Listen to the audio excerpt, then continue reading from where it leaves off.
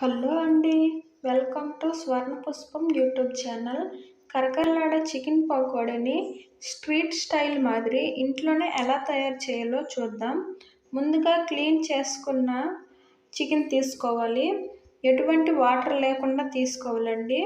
ఇలా తీసుకున్న దాంట్లో కొంచెం నిమ్మ చెక్క రసం వేయాలి. ఇలా వేయడం వల్ల చికెన్ అనేది సాఫ్ట్నెస్ వస్తుంది, వేగంగా కుక్ అవుద్దండి. కొంచెం పసుపు, ఉప్పు, కారం, గరం మసాలా, ధనియా పౌడర్, జీలకర్ర పొడి, అల్లం వెల్లుల్లి పేస్ట్, ఒక గుడ్డు, 2 టేబుల్ స్పూన్ల కార్న్ఫ్లోర్, 2 టేబుల్ స్పూన్ల వరిపిండి లేదా శనగపిండిని వేసి ముక్కను బాగా రుద్దుతూ కలపాలండి. ఇలా కలపడం వల్ల చికెన్ ముక్కకు మనం వేసే ఇంగ్రీడియంట్స్ అన్నీ చాలా బాగా పడతాయి. ఇలా కలిపిన దాన్ని 15 to 20 మినిట్స్ పక్కన పెట్టుకోవాలి.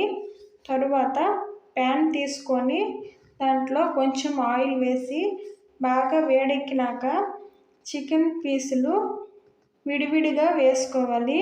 వేసి బాగా వేగినాక దీన్ని డబుల్ రోస్ట్ చేయాలండి.